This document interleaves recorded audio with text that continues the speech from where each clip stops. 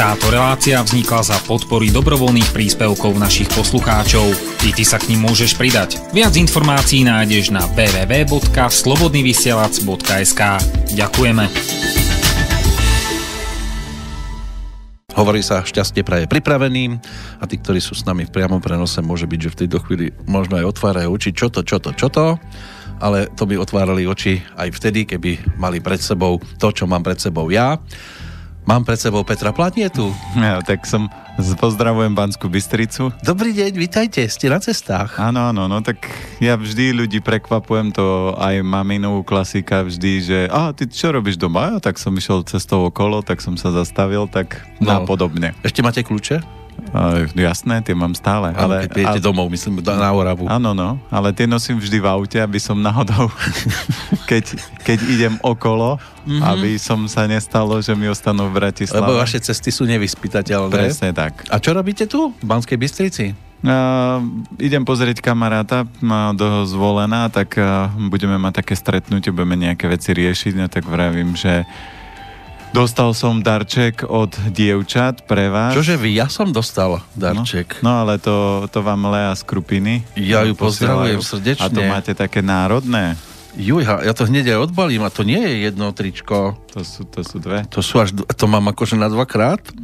Keď nevyperiem, asi. Tak druhé rýchlo. Ale to máte také národné. Joj, a ja ďakujem pekne, čierne trička, a bude to moja veľkosť? Bude. Musím do nej dorásť, alebo teda znížiť sa. A Sládkoviča poslali. Ja sladké túžby po kráse spievam peknotou nadšený, a v tomto duše mojej hlase svet môj je celý zavrený.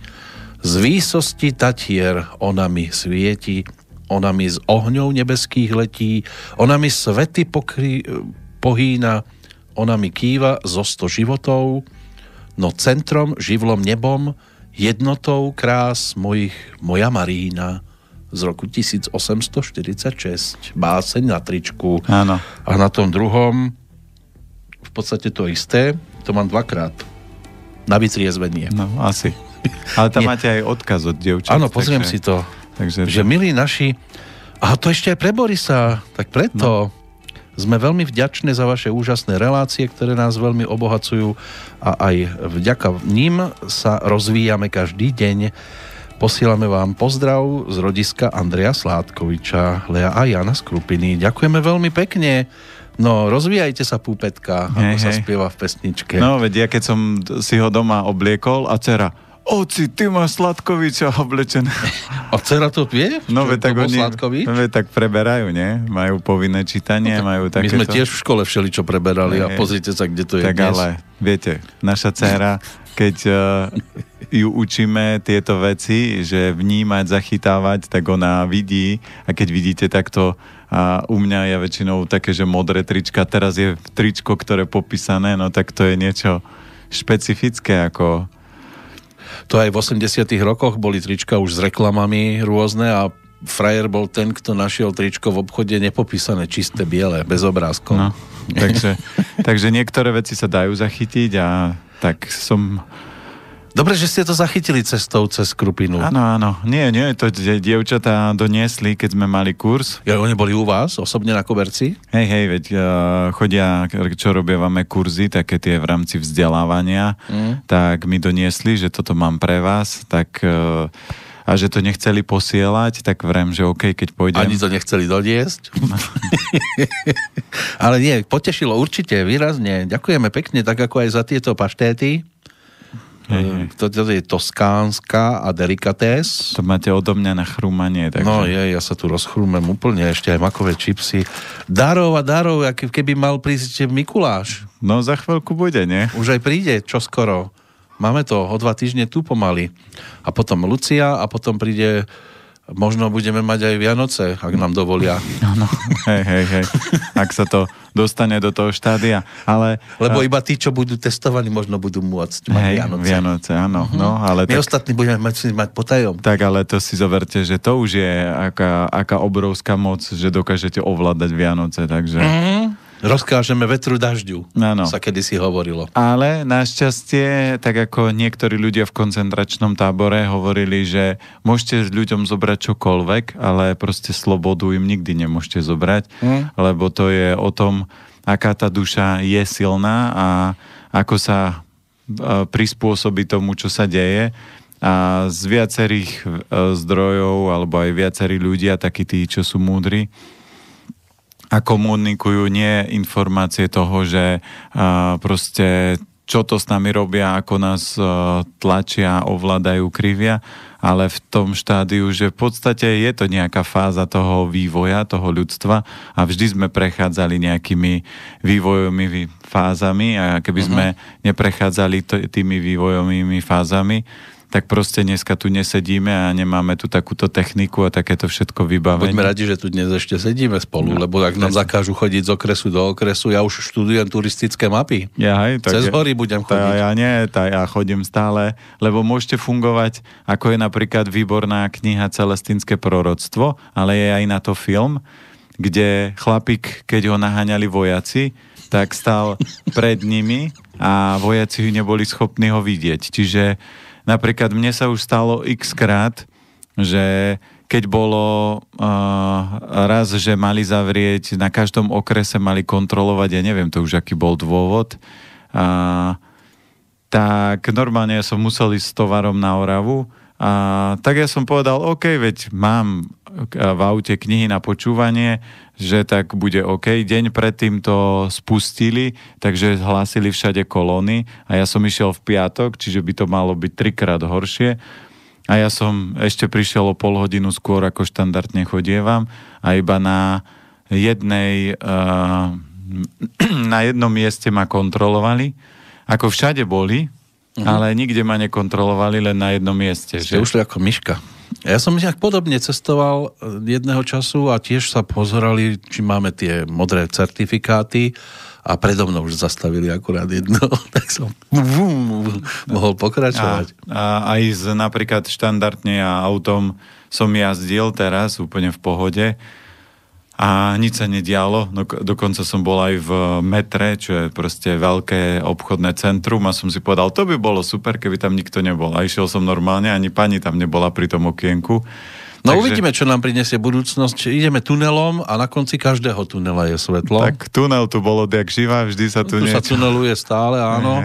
Ale tak, ak si niekto hovorí, že teda čakajú nás hrozné časy, no tak aj tie iba do času. Však aj toto raz musí skončiť a nastúpi snáď niekto inteligentnejší, aj keď sa zvykne hovoriť, že nikdy nie je tak zle, aby nemohlo byť horšie. No a toto je moje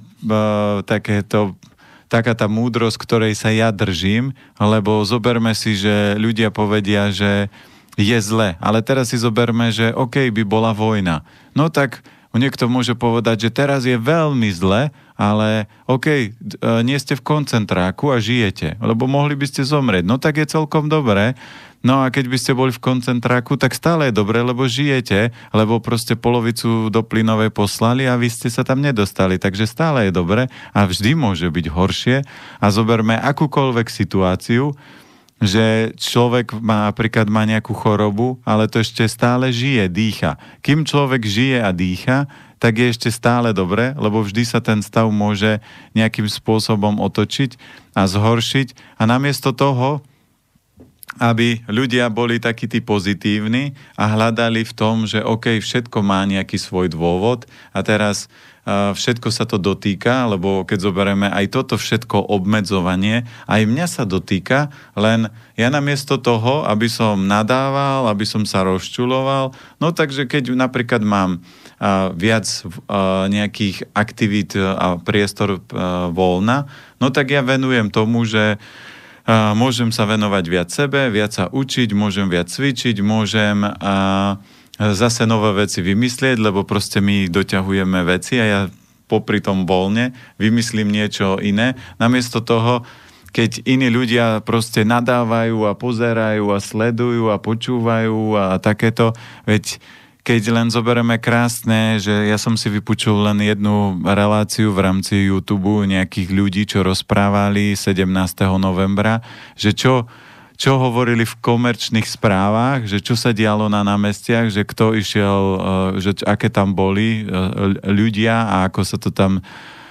A aká bola realita? Aká bola realita, čiže realita bola úplne iná, ale každý človek, ktorý raz už bol v médiách, tak vie, že médiá sú proste komerčné, preto sa volajú, že komerčné médiá, lebo v podstate oni informujú podľa toho, veď oni žijú z toho, kto ich platí a keď ich niekto platí, tak im nedovolí, aby hovorili relevantné informácie, ale musia rozprávať to podľa toho, čo im povedia a za čo ich platia, takže úplne... Tak musia. Aj nám častokrát napíše nejaký poslucháč, že čo to my tu trepeme a už nás nebude podporovať, lebo sme ho zrejme neposlúchali. No ale to je o tom, že vy neposlúchate ľudí, vy sa snažíte, vytvorili ste si koncept, na základe ktorého chcete fungovať a na základe toho idete.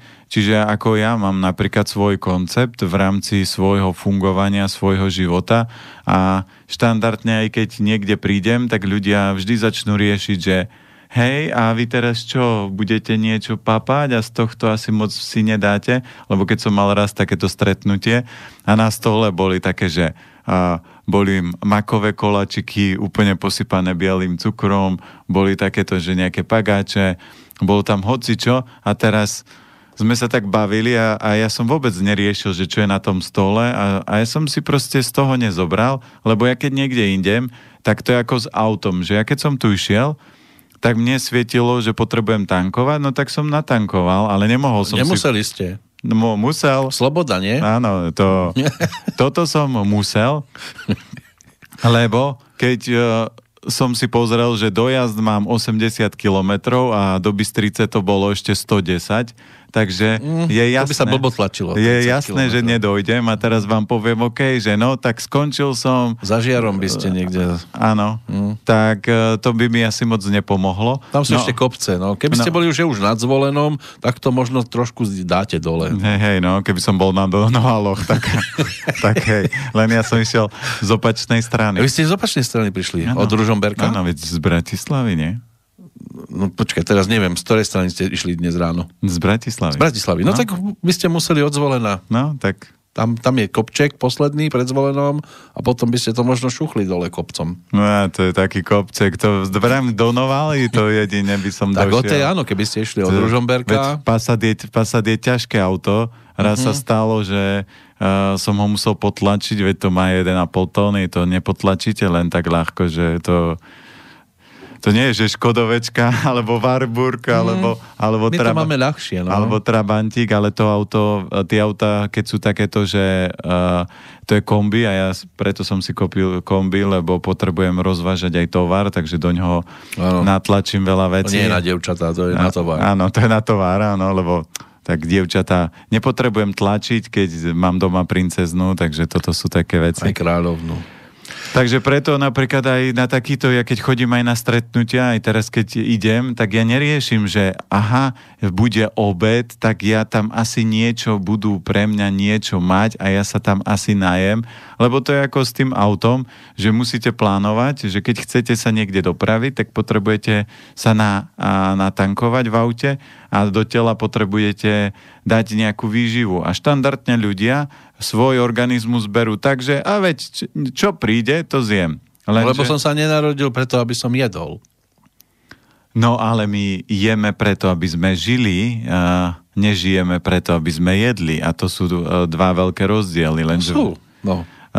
Niekto používa iba tú prvú vetu. No, niekto používa prvú vetu, ale ja ľuďom hovorím, skúste do benzínu natankovať diesel alebo do diesla benzín a uvidíte, ako vám to pôjde. A aj keď som bol na pumpe a videl som, ako tam predávajú mŕtve jedlo, v podstate bagety plnené niečím, ktoré tam stoja, čo ja viem, 2-3 týždne, možno podľa toho, koľko majú záruku, niektoré možno kratšie. Ale v podstate to jedlo nemá žiadnu energiu, lebo žemľa je zmrazeného polotovaru, je to biela múka nafúknutá, posypaná možno nejakými semienkami. Mäso, ktoré tam je, to okolo... Predstavujem si to, zavrel som oči. Áno, okolo mäsa nechodilo, teraz ešte čím to natrú dovnútra a teraz do toho šupnú nejakú chemickú zeleninu, tak si poviete, že čo z toho jedla vám môže doplniť nejakú výživu. Vy poviete, ale mám plné brucho. Ja vrajím, no tak A ruky mám dezinfikované. Áno.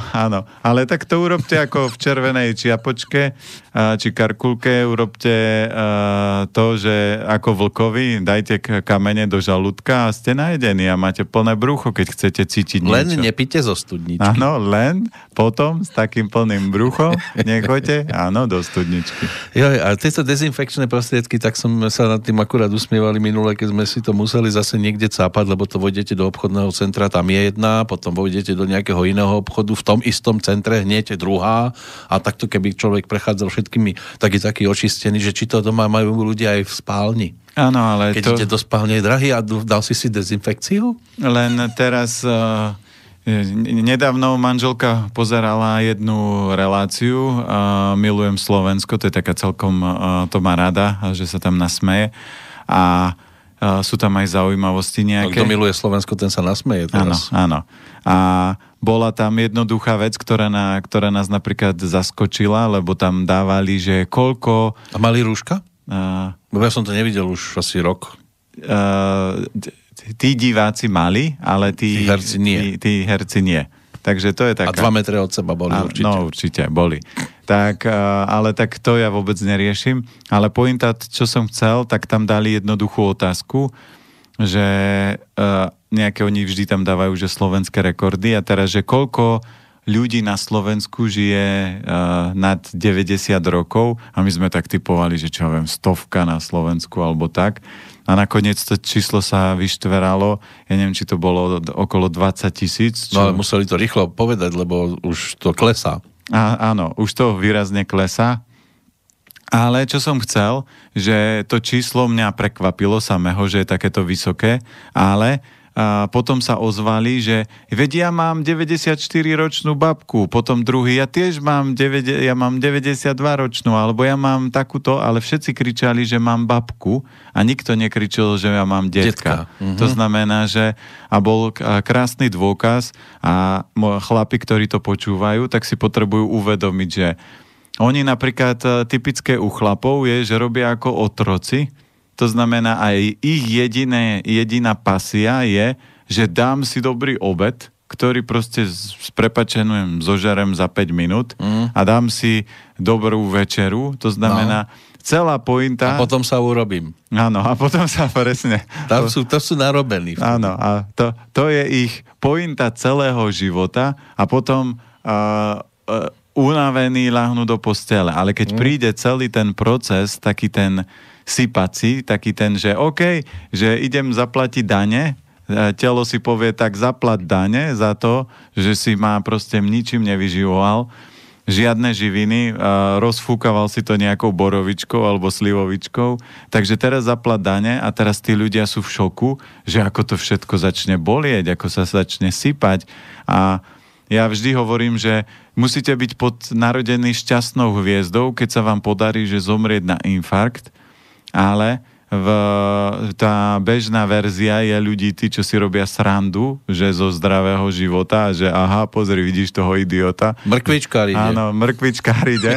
Áno, takže tak ten si to tak vylíže, že parádne, že to telo ho tak začne odpájať a odstrihávať mu všetko, čo miloval. To znamená, klobásky už len mu takto môže tiec slinka, lebo keď si dá klobásu, tak má taký záchvat, že už si to druhý raz neriskne a že ten organizmus, ja už som zažil veľa ľudí, takže ich dostalo to telo do takého extrému a úplne najväčší úlet som mal riaditeľa jednej firmy, ktorý keď mi hovoril 14. diagnózu a povedal, že ako mu odsekávajú pri cukrovke postupne prsty na nohách, tak ja som povedal, viete čo, už nemusíte pokračovať, aj tak podstata je v niekde tuto zakopaná, takže poďme to rozoberať, teda čo robíte, ako fungujete, ako jete.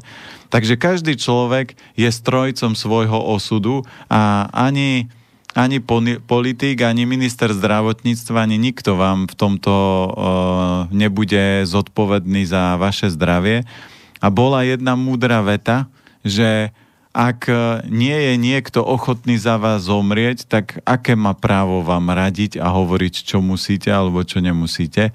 Takže ja sa tohto držím že keď by mňa by chcel niekto niekde ako keby extrémne tlačiť, tak si poviem, že OK, tak mi dajte nejaké 100% záruky a takéto a plnú moc, že preberáte plnú zodpovednosť a nikto vám to v tomto štáte neprebere, lebo ľudia vedia, aké to je, ešte aj dokonca lieky, ktoré ľudia si kupujú alebo predpisujú, tak majú napísané vedľajšie účinky, takže každý človek, keď je dostatočne silný, tak je úplne v pohode, všetko zvládne a iba hovorí sa, že v zdravom tele je zdravý duch a to, čo ste aj vy spomínali, že veľa ľudí chodí a teraz si strieka na ruky tie všetky srandy. Vám to nedovolí ani vstúpiť do centra, ale ja to... koridor. Áno, ale ja to štandardne, ja hovorím, chodím po obchodných centrách a ja som si v živote nič na ruky nedal a to chodím stále, lebo musíte ísť do banky, musíte ísť hocičo a ja vždy všade urobím tak, že vopchám, vyťahnem a robím Ja to tiež tak idem, že nenapadne, ale lebo však som sa doma umýval. Hej. Takže ja zahrám hru a teraz si zoberme, že tí ľudia, keď sú obyčajní, tak normálne ten SBS-kar sa na vás pozerá, ako to tam dáte, vyťahnete a on si vôbec nevšimne, že to strieklo mimo, že ste to tam možno ani nedali celé a že si jemu stačí len to, že vidíte, že si šúchate a jemu ani nenapadne, že vy by ste si to tam nedali a teraz budete hrať. A to ešte majú tak robené, že je vstup z parkoviska, zo strechy, tam je ten ostrekovač a zídete dole a oni vám to tam chcú ručne a poviete, ja som si tam hore. A tak vám nestrekne už. Je to, a nič sa nestalo. No takže múdry človek sa tomuto vyhne, lebo keď zoberieme, že to, čo si treba uvedomiť, že toto celé, čo sa napríklad vytvorilo, vytvára viacero efektov. Jeden z efektov je, že keď si ľudia striekajú toľko chémie na ruky, tak cez pokožku sa toxikujete, čiže v podstate ľudia si toxikujú pečeň. A ten celý... A to dobrovoľne, lebo niekedy už vidím, až sa tešia, až sa nemôžu počkať. Že kde máte niečo? Ako si to môžu nastriekať? Mňa fascinuje, ako niektorí ľudia, keď som videl, že keď som išiel okolo takých, čo sú tie klasické hypermarkety, že niektorí ľudia si to nastriekajú, ešte si aj nastriekajú vozík. Aj to, no. A ručku, aby mali teda čistú, ale potom si neuvedomujú, že veď v podstate chytia tovar, ktorý zase niekto vykladal. Ono to vyzerá, že sme nezodpovední, ale práve naopak. Kde boli títo ľudia 50 rokov, čo žijem? Kde boli doteraz, že nič sa nedezinfikovalo, nikto nám nedával z postreky na ruky? Veď ja by som sa mohol sťažovať na to predchádzajúce obdobie. No, ja by som povedal úplne iba jednoduchú vec, že my na Orave, keď som bol dieťa, tak sme mali takú obľúbenú vetu, že čo ťa nezabije, to ťa posilní. A najsilnejšia vec v dnešnej dobe je, aby tá imunita bola silná, aby ste ju trénovali. Toto nikto nerieši. Toto je tak zaujímavé, že aj tým, ktorí boli, povedzme, pozitívne testovaní, že im nikto nestrčil do ruky balíček s vitamínmi, choďte sa domov preliečiť a hotovo.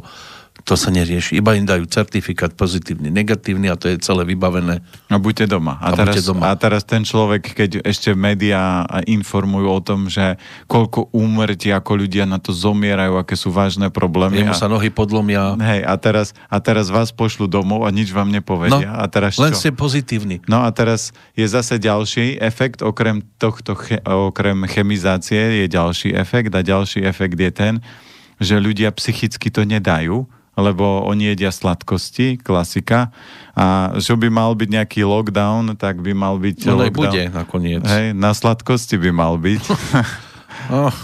Asi ťažko.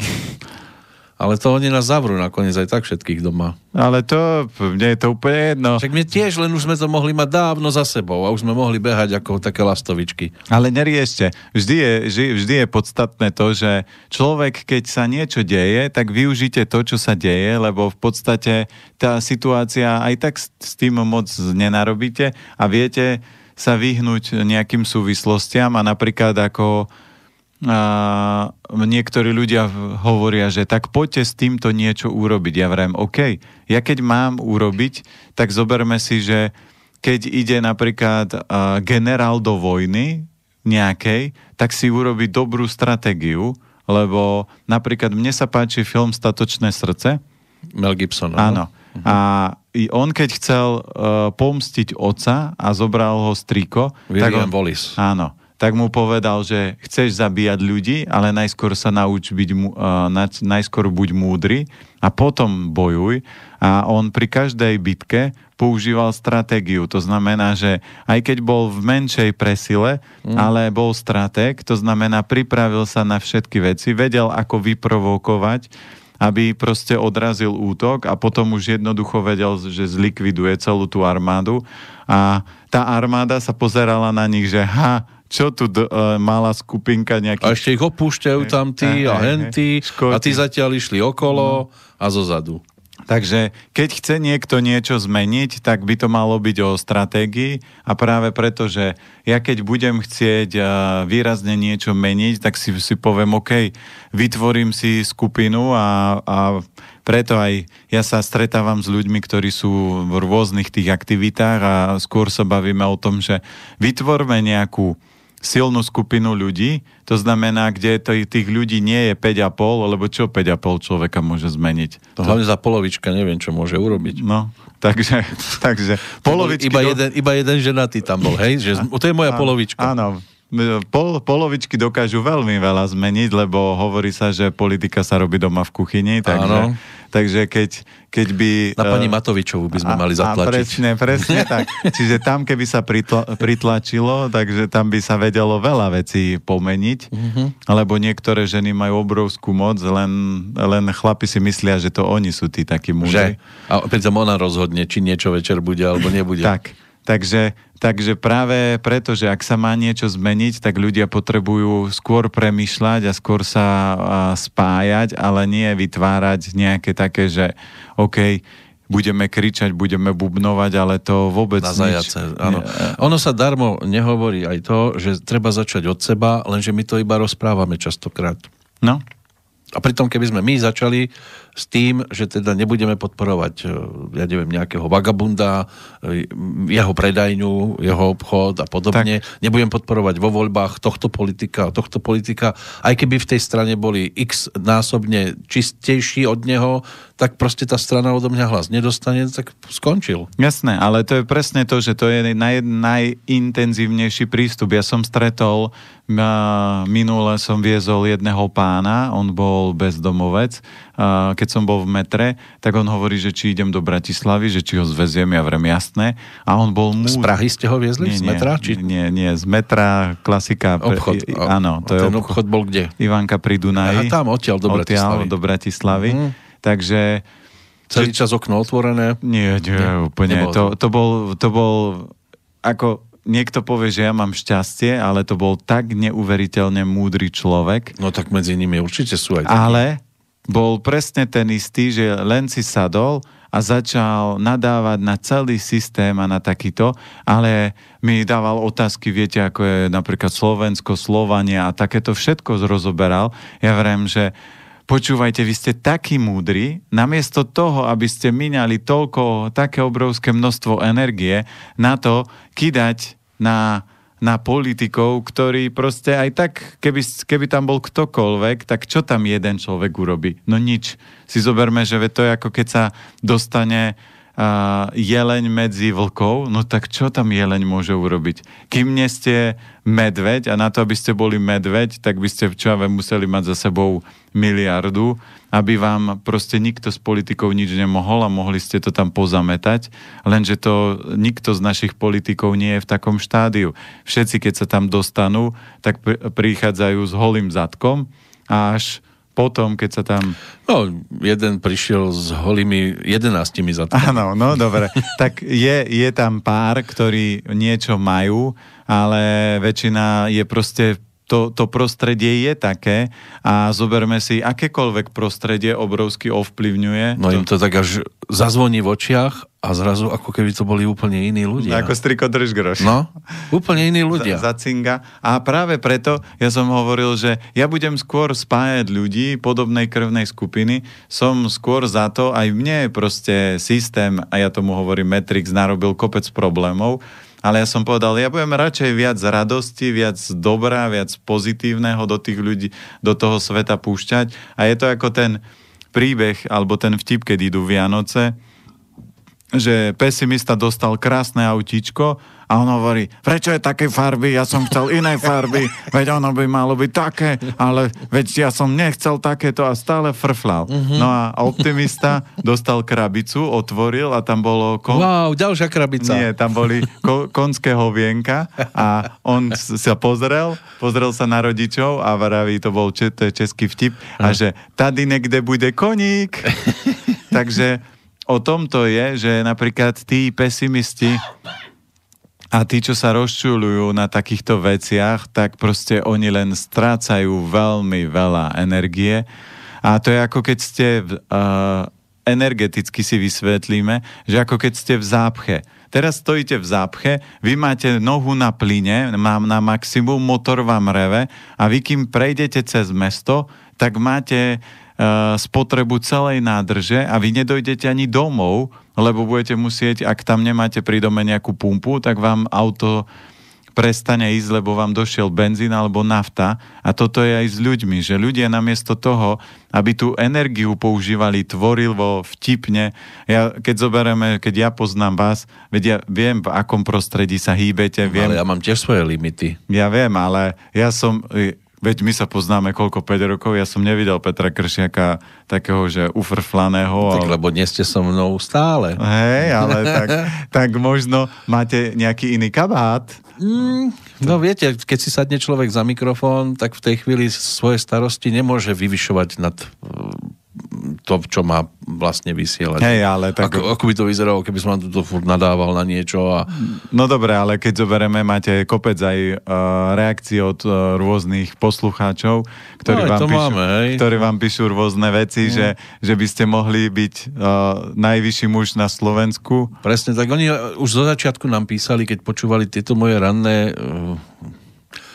netvrdím, že rovno zamyslenia, ale táraniny niekedy, tak ale ja som si myslel, že vy budete od rána držať veľkú vlajku v ruke do boja, ťahať a tak. Darmo im človek vysvetľoval, zabudnite na to, to sa nedá celý deň len bojovať. Musíte mať aj nejakú chvíľku na relax, na nejaké premýšľanie úplne iného charakteru. No ja by som sa najradšej tých ľudí spýtal, že a čo robíte vy? Čakajú, kedy budeme my bojovať. To je ako niekto, že choďte do vojny, vybojujte a ja sa potom pridám. To je ale ako... Keď budete vyhrávať, tak sa pridám. No, ale to je skôr taký ako príbeh, že keď príde človek ku krbu alebo k takej tej piecke a povie, piecka, daj mi teplo a ja ti dám potom drevo. To znamená, že... Ale tak viete, ja som to mal aj na predchádzajúcom mieste, keď som bol v inom médiu, tak tam sa zase od rána do večera všetci chceli modliť. Jasné. A to tiež bolo už také, že keď to človek každý deň, tak to musel byť prepnutý. Áno, no, takže ste išli... Išiel som z blata do kalu, že svojím spôsobom. Tu zase chceli niektorí stále bojovať. No, takže musí... A niekde zase chcú len relaxovať a tak... No takže vidíte, prečo my môžeme tak dlho spolu fungovať, lebo ja sa tiež hýbem v týchto dvoch svetoch, ale nie takýchto až extrémnych, ale inak... Vy ste sa tak veverička Áno, ja som tak inak extrémny, lebo proste jedni sú takí, že čo vaša zasratá mrkva, veď tu sa treba dobre nájsť, keď si nedáte klobásu, pozrite, ako to chcete prežiť, to je jeden stav a druhý je nie, dneska je, pozrite, aký pozitívny deň, dneska vyšlo slnko, je proste takéto, musíte sa očistiť, neriešte takéto veci, čiže ja sa tiež hýbem v týchto dvoch svetoch, my sme v tomto rovnaký, že každý máme taký ten svoj dvojúletový svet. No určite vám tam niekedy, ako sa zvykne hovoriť, že rozum zostane stáť, keď počuje niektorých tých ľudí, ktorí prídu za vami so svojimi starosťami. No a začnú klásť otázky, tak sa niekedy musím ako tak, že OK, ale... A toto tiež? Áno. Ale našťastie ja som sa nakazil od vás, takže ja už všetky... A tak my sme už mali aj trest smrti vypísaný na nás, lebo sme niekomu nechceli dať priestor napríklad v raji. Áno. Ale boli aj takí, a chodia sem tiež takí, ktorí, keď to počujete, by ste mali hlavu ako melón, keby ste všetky tie starosti tu mali s tými ľuďmi riešiť. Ja viem, ale treba... Ten reálny život je taký, že každý človek dostal svoj batôštek problémov a A namiesto toho, aby ľudia boli múdri, inteligentní, tak s tým batôštekom pracovali a snažili sa ho vyprázdniť za počas svojho života. Oni si tam ešte prihadzujú blbosti. Prihadzujú a sú potom aj takí, s ktorými sa ale o ničom inom nedá rozprávať. Iba o tom ich probléme. No. Sú takí, a už by ste chceli, reku, však povedz niečo aj o babách. A to je taká, a Slovensko treba postaviť na nohy a to stále len toto. Ja poviem, ja keď vidím, že sú ľudia takíto, tak ja proste som sa nakazil od vás a ešte druhý taký nákazlivý pre mňa bol film Dr. Adams alebo Patch Adams. A tam on si tiež zrobil zo všetkého srandu a ja keď prvýkrát niekomu vysvetlím, že ako vy ste teraz povedali, tak skús niečo o tomto a čo a hento, no tak ja začnem trepať také blbosti a začal by som si vymýšľať, počúvaj, ale tak Slovensko postaviť na nohy, máme nejaké dobré protézy. Dáme im prípadne mrkvovú šťavu. Hej, lebo to výborne zaberá hlavne na pety a potom keď... Nebuďte takí napätí. Áno, presne. Aby ste neboli napätí, tak dáme mrkvovú šťavu a začnem trepať také, že ten človek to proste buď si povie, ty si úplne totálny idiot, alebo sa začne smiať. Ak na to má? No na to má, lebo vždy, keď sa dostanete do nejakého úletu a keď začnete tvoriť a správne ukladať slova, ja som zatiaľ nestretol človeka, ktorý by bol, ktorému by sa mi nepodarilo rozosmiať, lebo ja vždy sa už za tie roky, a ešte mám dobrého učiteľa, Petra Kršiaka, tak som ruky za chrbát. Áno, tak za chvíľku. Tak som sa naučil proste hrať s tými slovíčkami a tých ľudí rozosmejete. A keď je niekto taký veľký frfloš, tak poviem, počúvajte, vy ste asi najlepší frfloš, ja som takého dobrého frfloša a vy máte na to nejakú špeciálnu školu, že toto by som sa ja od vás rád naučil. Kde sa to učí? A začnem ho masírovať tým spôsobom, ale tak pekne, tak si zoberte, že ten človek nedá, aby mu ten kutík neutiekol. A vrem, čo to bolo? Vy ste frfloš. Vy nemáte tam žiaden kutík. Čo sa usmievate? No, dostanete 5 z nahnevania. Áno. Dostanete 5 z radosti. Alebo? To je to správne, že vy sa nemôžete usmievať, vy musíte frflať, lebo ako sa to ja od vás naučím, viete, to ja potom nedám, keď vy sa pri každej mojej druhej vete začnete chychňať. Vy máte byť frfloš, ako to je možné? A to otočíte to týmto spôsobom, lebo napríklad aj Patch Adams, keď bol ten film a bol tam chlapík, ktorý mal rakovinu sleziny. Umieral tam na tej posteli. Hej, a on tam všetkých tyranizoval a on sa potom nahneval a zobral si také, že svetožiaru si urobil. Že už je z druhého sveta. Hej, a teraz knihu a teraz tam boli všetky slova k smrti, že zgegnúť, zomrieť, skapať, zdochnúť a takéto. A on keď ho videl s tou svetožiarou také, tak sa proste napojil a už boli kámoši a rozhýbal to.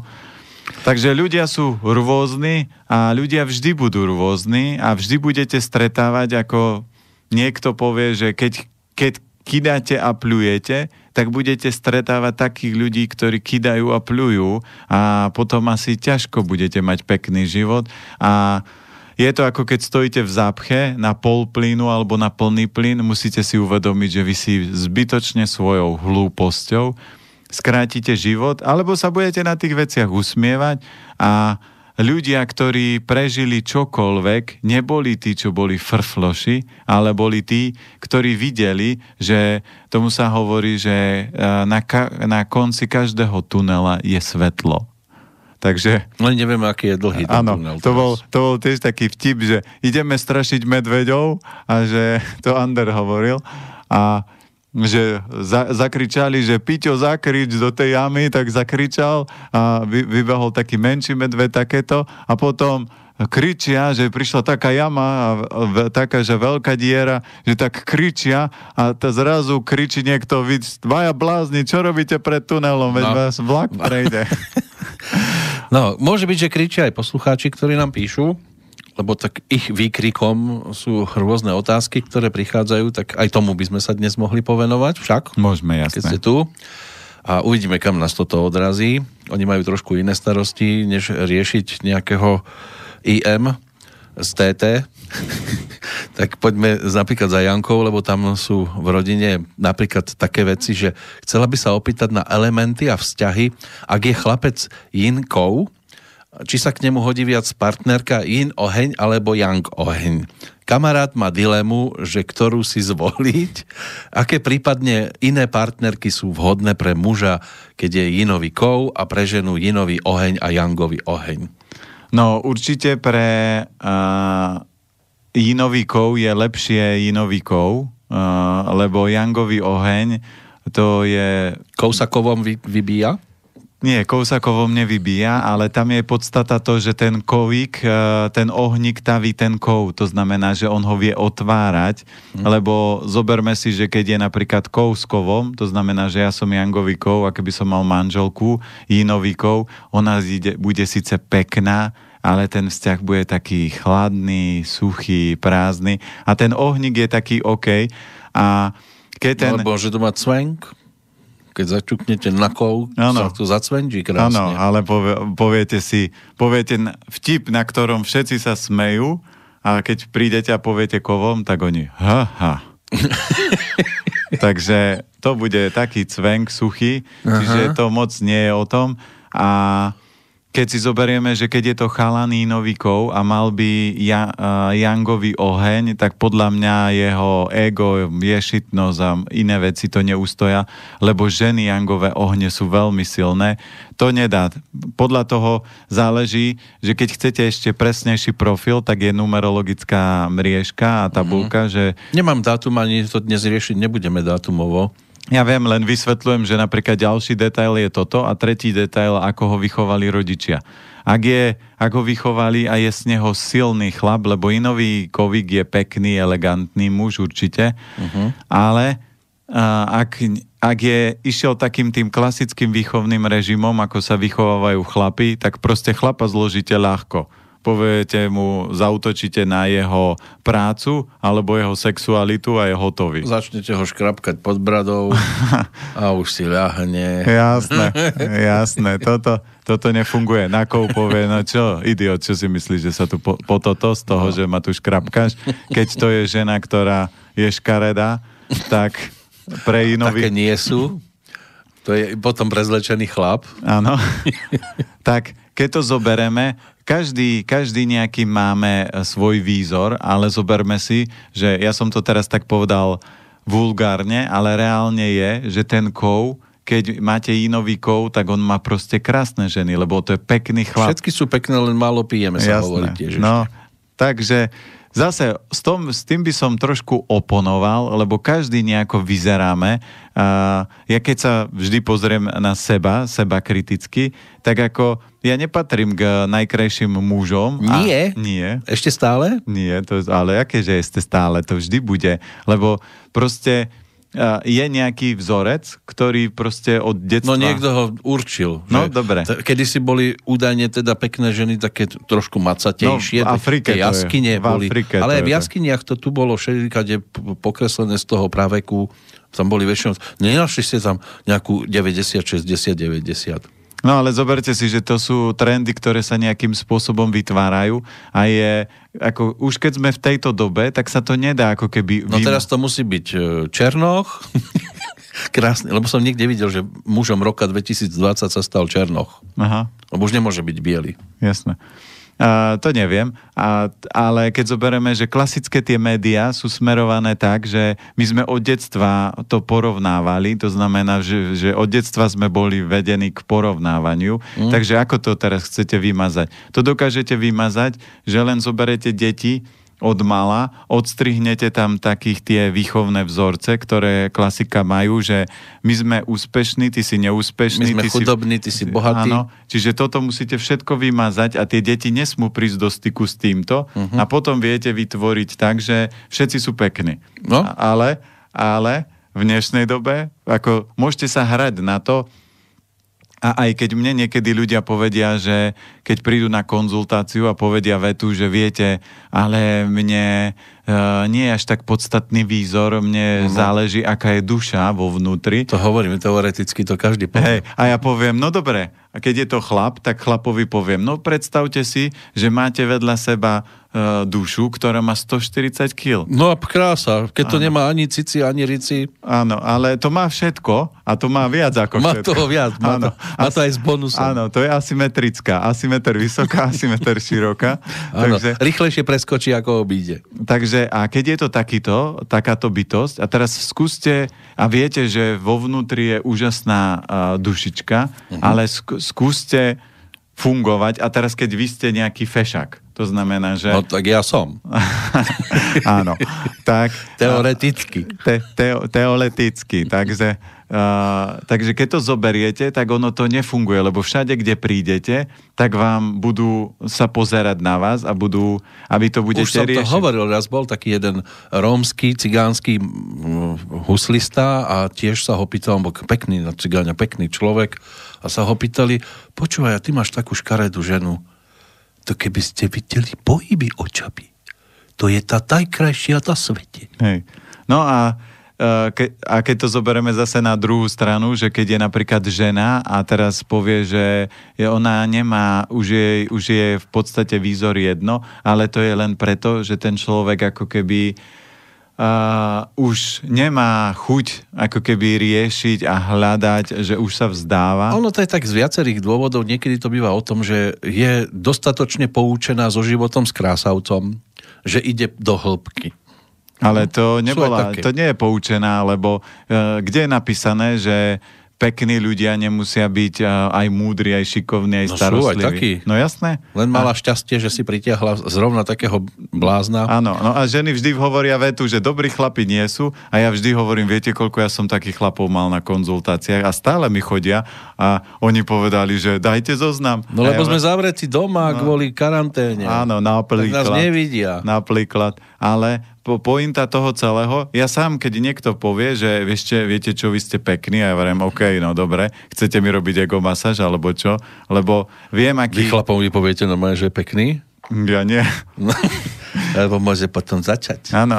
Ale aj keď napríklad ženy hovoria, ale keď zoberieme, ja vždy hovorím, že zoberte reál. Ukážte mi, keď dám tých ľudí, pritlačím do kúta, ukážte mi dokonalú predstavu vášho muža, a teraz ukážu, že kto sa im páči, a potom ukážu fotku svojho drahého a vrajím, a toto má čo spoločné? To majú mnohí v takých svojich profiloch, že dajú tam fotku, ja neviem, Davida Beckhama, alebo nejakých Breda Pitta, to istý čas letelo. Pitta, Placka. To je akože idol, no ale keď sa pozriete, kto stojí po jej boku, tak to zvyčajne ťažko. Takže kým sme sa naradili do tejto spoločnosti a kým sme takíto, tak v podstate ja ľuďom vysvetľujem, že je viacero vecí, ktoré by som mohol u seba zmeniť, a jedna z taká tá najpodstatnejšia, ktorú od detstva som riešil, a to bol môj nos. To znamená, lebo od detstva sa na ňom... Už ste ho vyriešili? Už som ho vyriešil, našťastie. Lebo od detstva sa na ňom smiali, teraz si ja sám z neho robím zábavu, ale ja viem, že napríklad kebyže ten nos mám menší, no tak proste budem hneď môj ako keby level z toho Matrixu. Už to nebudete vy. Ja viem, ale poskočím, čo sa týka toho vonkajška, výrazne vysoko, lebo budem úplne iný fešák. No jasné. Ale ja by som prišiel a ja ľuďom vysvetľujem, môj nos bol pre mňa niekedy môjim prekliatím. To znamená, že vždy mi vytváral problémy a bol na najnižšom poste, a teraz je v prvej päťke mojich najdôležitejších vlastností alebo najkrajších, čo sa mne najviac na sebe páči. A ja som s tým stotožnený, ale nebudem hovoriť, že OK, že som najkrajší, lebo reál je, OK, že s kým sa budem porovnávať, a keby to bolo tak, že niekto si myslí, že ja som fešák, že máte veľké sebavedomie, no tak ich postavíte chlapa medzi 10 chlapov, vyberete väčších krásavcov Tak vám môže konkurovať tak Pinokio. Áno, napríklad, že keď by sme... Aj ten bol populárny. Hej, bol, no, ale ten bol iba vďaka tomu, že klamal, takže... Vy to máte za pravdu. Hej, ja to mám za pravdu, takže to je ja to mám horšie. Čiže keby ma postavili s Pinokiom a povedia Pinokio a planéta, no možno by som bol väčší fešák oproti Pinokiovi, ale to je drevená babka, takže... No. Takže ten level, čiže keď zoberieme kukovíku, keď sa vrátime k tomuto mailu, tak akokoľvek chcete, ľudia vždy to budú tak vnímať a ja ľuďom hovorím, že keď chcete mať partnera, tak to musí súladiť, on sa vám musí fyzicky páčiť, on vám musí voňať, to znamená, lebo to nie je len o tom, ako vyzerá, ale je to o vôni. Potom je to Oni tomu hovoria, že chémia. Napríklad chémia, potom tam ďalej musí byť, že spoločné záujmy, lebo nemôžete, že moja fascinácia je zdravý životný štýl a ja teraz vedľa seba budem mať, čo ja viem, nejakú političku a tá od rána do večera budem mlieť o tom, že čo a iné veci. Takže toto by asi sme sa moc neporozprávali. Ako nastolíme v pohodu v Európskej únii. Napríklad to s mrkvou. S mrkvou v ruke. Áno. A s kalerábom. Urobíme revolúciu. Ty budeš robiť toto a ja budem zasobovať mrkva kalerám a bude... A budeme sebestační. Áno, budeme sebestační, čiže tam by to nefungovalo. No a potom samozrejme musia fungovať dotyky, to znamená, že tí ľudia musia byť schopní sa objímať, stískať, milovať, že to musí fungovať a toto sú ako keby 3 také základné piliere a každý si môže vybrať. Ako keď je niekto úplne stotožnený a samozrejme vždy je to len o tom, že čo zo seba vyžarujete a ja používam príklad, a to vždy, keď sme sa bavili s manželkou, lebo ja mám manželku peknú, lebo ja som si povedal, že buď budem mať peknú... Nemôžem povedať, nevidel som naživo, nedoviedli ste doteraz, je to pani Kolombová. Áno, takže pani Kolombovú mám peknú a ja som povedal, že buď budem mať ženu, ktorá sa mi bude páčiť, ktorá bude v súlade s týmito mojimi ako keby predstavami, alebo radšej budem sám. Prečo sa budem hrať, že OK, tak mi nikto neostal, tak tuto... Mám mať nejakú tortu? Áno, takto. Alebo čo ja viem, to nie je len, že niekto obezný, ale niekto keby napríklad bol aj veľmi chudý a teraz nešportuje, tak poviem, a čo ja budem zrobiť s tým prútikom? To znamená... Tyčka do fazulky, môže byť, však vidíte, áno, ste hneď sebestační. Do záhradky, takže to by tiež nefungovalo. Takže toto by ja proste som videl veľa ľudí a samozrejme v dnešnej dobe väčšia časť ľudí má problém s obezitou, ale sú aj ľudia, ktorí sú veľmi chudí a ja napríklad, keby som necvičil, tak ja proste budem tak, že keď sa postavím spredu, budete sa pýtať, že Ste tu? Nie ste tu?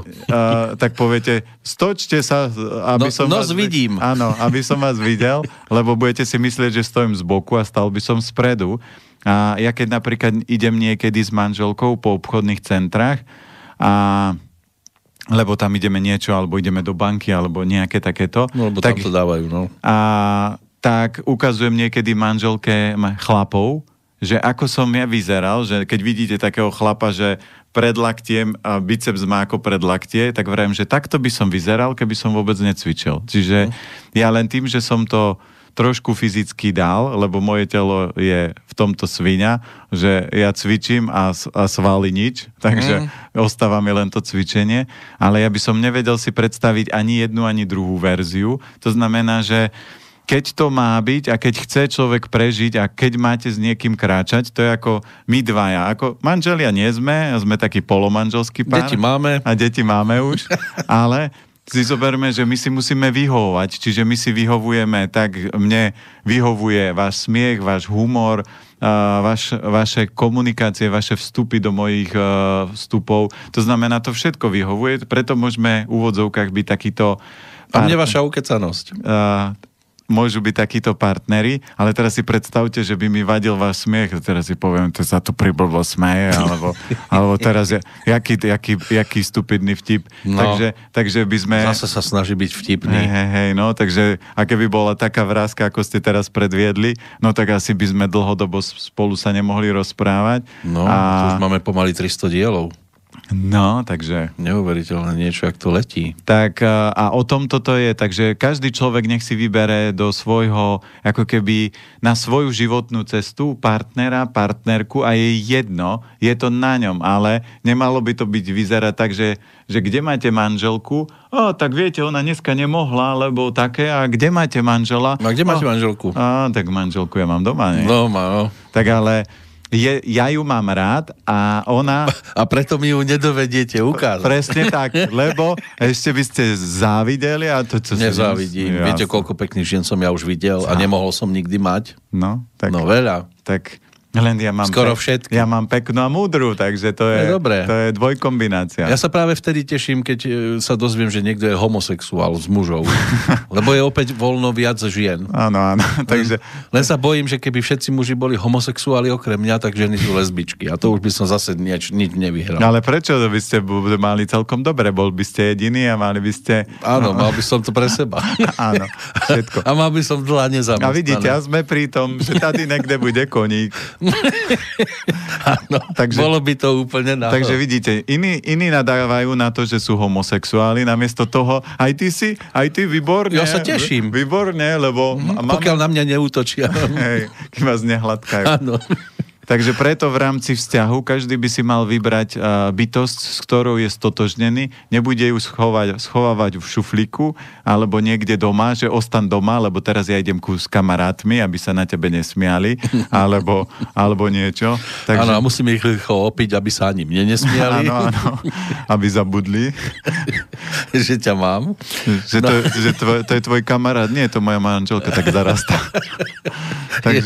takže toto potom je dôkaz toho, že za svoju manželku alebo manžela by ste sa hanbiť nemali. A keď je to tak ste si len vybrali niekoho, aby ste dali takú tú Matrixovú fajku, že ja tiež doma mám niekoho a radšej nie som sám, lebo ja mám niekoho a občas to aj spolu urobíme, ale je to celkom tak, no dá sa. No a chodíme von iba po tme. Takže Kovík určite pochybujem, že keď je to chlap, tak on má rád pekné veci a to je podstata, že to nedáte...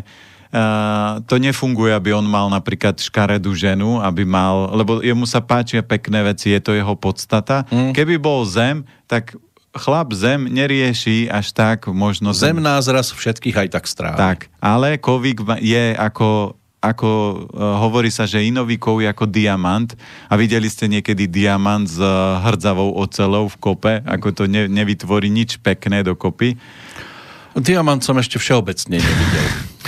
Ale diamanty tu hádžete jeden za druhým, no, takže... Perly sa tomu hovorí. Áno, ale vy aj diamanty, lebo niekedy sa to ligoce tak dlho, že ľudia sú z toho oslepení. No ale aby sa nám neligotali maily, mali by dobre, ale ešte dokončíme toto. No. A ohník, zase ženy, takisto majú radi, keď sú chlapi pekní, veselí, vtipní. Takže táto kombinácia ide a len záleží na chalanovi, že či je silný, lebo keď je silný, tak by som si vybral Jangový oheň, lebo s tým bude väčšia sranda. Keď je slabší, tak nech si radšej vybere inový ohník, lebo bude trošku menej srandy, ale bude musieť sa trošku starať, lebo ten ohník inový ako sviečka, že môže mu, keď jej dojde vosk, tak skončí s radosťou a s veselosťou, ale Jangový oheň, ten neskončí nikdy, ten proste prežije veľa vecí a ten sa chichúňať bude ala Michal Zachar. Takže to vidíte, toho prejde valec a on, aha, ešte mi ostal mať. Cúvnite. Áno, napríklad. No, a to sme iba pri jednom maili a vidíte, a už sme sa ako zdržali. A vy chcete o 11. teda odísť, áno? No, potrebujem. Dobre, takže máme ešte tak 35 minút, tak môže byť, že zrýchlime trošku tempo. Píše nám aj inak Michal napríklad. Dobrý deň, volám sa Michal, som Jinové drevo a som váš verný poslucháč a mal by som na vás jednu otázku. Dlhšiu dobu mám problém s trávením, to znamená meteorizmus. Hoci čo zjem ma zdúva, hnačky 3-4 krát za deň, pálenie záhy, priberanie na váhe, aj keď zjem porciu ako prekojenca. Používal som aj chlorelu, ale bývalo mi po nej ešte ťažšie na žalúdku a ma zdúvalo po nej. Začal som užívať pred týždňom mastichu aktív s jablčným octom. Po týždni užívania cítim mierne zlepšenie. Aký je váš názor a skúsenosti na mastichu? prípadne čo by ste mi na môj problém poradili. Ďakujem pekne a s pozdravom poslucháč Michal. Michalovi, na pálenie záhy je výborný umeocot. To znamená, že keď je také, že pálenie záhy, alebo horká chuť, alebo ako sú mandle, alebo napríklad púpavové listy, lebo horká chuť otáča energiu žalúdka, lebo pálenie záhy je len otočená energia žalúdka a stúpa hore a mala by padať smerom dole. Takže toto je číslo 1 a podľa toho, Michal, aký máte jazyk. Ak máte jazyk biely, to znamená, že je tam chlad, masticha môže byť dobrá, ale problém je ten jablkový ocot, lebo on zachladzuje.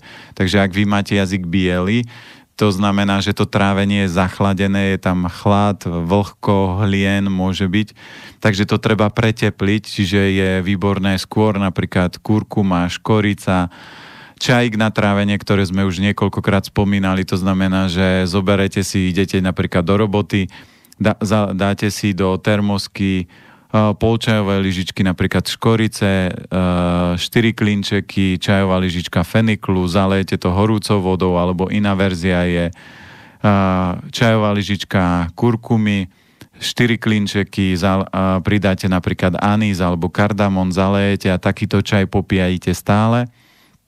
Ak je jazyk biely, tak úplne super je slzovka, čiže do toho čaju môžete hodiť aj nejakú slzovku alebo ju aj povariť. Alebo nápoj čínskych mudrcov je veľmi silný na trávenie a to, čo sa vám deje, vám nefunguje oheň trávenia podľa mňa. A aj keď to pálenie záhy môže byť signál, že by to mohol byť veľký oheň, ale podľa mňa tam bude ten oheň slabý.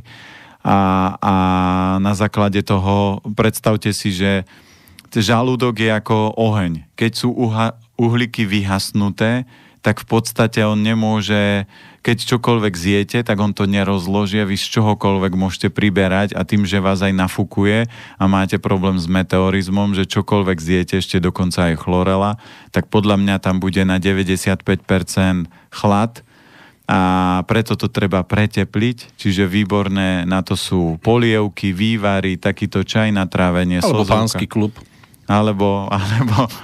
Alebo pánsky klub môže to pretepliť tiež. No, keď je to o mastichu, nebude to o ostichu. Áno, potom. Keď si dávate, vidíte, to je dobré, že keď má niekto ostych, tak nech si dá mastich. To by bola reklama. No, len aby zase nepovedali, že aj táto reklama je klamlivá, lebo to sa dnes väčšinou hovorí, že to je skôr... Ale to nie je klamlivá reklama, lebo vy ste to trafili ako klinec po hlavičke, lebo keď podporíte trávenie, trávenie podporuje tvorivosť a nápady. A odvahu. A tým pádom podporíte hrubé črevo a hrubé črevo podporí obličky a tam je odvaha. Takže ten kolobeh tam nastane, ale hlavne, že keď vaša myseľ funguje, že ľuďom, keď dobre funguje trávenie, tak ste kreatívni, tvoriví, vaša myseľ má nové nápady, čiže stále viete aj... A keď máte takúto tvorivú myseľ, tak zbalíte hociakú ženu, lebo ak to nejde zľava, tak to pôjde správa, z hora, z dola. No ale keď je ako taký vtip, že chlapík bol ostýchavý a chcel zbaliť takú peknú ženu a išla na záchod a teraz sa jej premýšľal, že keď vyjde zo záchodu, že tam čakal, tak sa jej, že niečo múdre spýta a keď vyliezla, tak myseľ zamrzla, lebo trávenie mal slabé a jediné, čo mu napadlo, tak dal otázku, už srala si? A bolo po balení. No, tak išiel na to priamo. Keby to bol Jangový oheň, tak povie, hej, ale čo, ty ideš šťať, alebo čo? Takže by si pokecali a bolo by možno v pohode, ale ak je to žena, ktorá je tiež možno slabá energeticky, tak sa na toto urazí a povie, že čo je to za debila, že dáva takú debilnú otázku. No, dal normálnu. Ďalšiu otázku dáva Juka. Ahojte Peťovi, ja prajem vám peknú stredu. Chcem sa opýtať na hubu rejši. Som v 7. mesiaci tehotenstva, no neskoro ide za nami už, nie? A z vášho počúvania o tejto hube, že je výborným doplnkom v tehotenstve a počas kojenia som si ju objednala od Uzdravsa. Keď mi prišla, tak som si na dobke prečítala upozornenie, že nie je vhodná pre tehotné a dojčiace ženy. Chcem sa teda spýtať, prečo to tam výrobca uvádza a či naozaj má nejaké možné riziko, alebo ju môžem začať užívať. No, čo sa týka... Budú dvojčatá potom. Áno, sa to zdrejší. Áno, sa to pozrejší. Áno. Treba si uvedomiť, že na väčšinu potravinových doplnkov je napísané, že to nie je vhodné pre malé deti a pre tehotné ženy, lebo v podstate ako keby máte nariadenie vlády, nariadenie hygienikov a pri týchto ako keby doplnkov to máte ako keby štandard, ktorý sa tam uvádza. Vy vždy musíte si uvedomiť, že huba reishi, keď je kvalitná, tak harmonizuje všetkých 5 elementov, čiže posilňuje pečeň, srdce, slezinu, pľúca, obličky a v tehotenstve väčšinou tá žena prechádza 2 procesmi. Jeden z procesov, ktorý sa v tehotenstve deje. No, už má za sebou. Áno. Jeden z procesov. Áno, ten najdôležitejší. Ale teraz má viacero iných procesov. A vzťah matka-dieťa v brúšku funguje tak, že to dieťa mamu okráda. To znamená, že vlasy jej padajú. Je to malý zlodej, presne tak, lebo pre prírodu to dieťa je najdôležitejšie. Čiže príroda nerieši v tomto prípade matku. Ak matka nemá dostatok zásob, tak ju proste to dieťa vykráda, ale pozitívna... A otec sa usmieva. A otec sa usmieva, že áno. No. Stálo to za to a teraz sa deje toto. Som krajší. Ale krajší nemusí byť, lebo tu vždy je my sme sa narodili do duálneho sveta. Všetko je yin a yang. To znamená, že keď by sme čokoľvek urobili v tomto svete a urobili pozitívne, že keby sme mali najdokonalejšiu vládu a najdokonalejších politikov, takže niekde by vznikal obrovský a obrovský protipol toho, že nejaká neprávosť, krivdy a všetko toto by sa dialo. Čiže tento svet je taký a nič s ním nenarobíme. Čiže aj v tom brúšku to dieťa sa síce okráda mamu o dôležité živiny, ale pozitívna správa pre ženy, že ženy tehotenstvom mladnú, lebo žena sa do dieťaťa detoxikuje, to znamená, že ona sa zbavuje niektorých problémov. To si môže aj muž teraz hladkať svoje brúško, že sa akorát omladzuje pivkom a teraz sa detoxikuje do babetka. Áno. Ale nevie, kedy sa narodí, takže ten proces to tehotenstvo má dlhšie. Áno, áno. A v tomto prípade je to takýto proces oboj strany, takže preto múdre pre tehotenstvom je si upratať, urobiť si zásoby, lebo každá žena, každým bábätkom by mala byť mladšia, krajšia, vitálnejšia, ale to sa väčšinou nedieje, lebo tie ženy si povedia, tak nejak sa nám to podarilo. Takže v tomto prípade... A 3-krát a dosť? Áno. A čo je 3-krát? To už je dosť? Nie, to už dneska ste pri 2 a stačí. Lebo keď zoberete tie veveričky, čo sa dneska rodia, takže to rodičia neustoja. Lebo... A pritom ten jej partner povedal, urobím z teba najkrajšiu ženu na svete. 11 detí. Áno. Len je problém, že tá žena by to úplne ľavou zvládla, väčšinou tí chlapi to nezvládajú, oni sú od rána do večera. A potom príde on domov a je unavený a ešte deti. A oci. Už po mne skáču zase. A teraz futbalová 11-ka. Pôjdete všetci na to. Štípe to, behá to, vrieska to. Áno.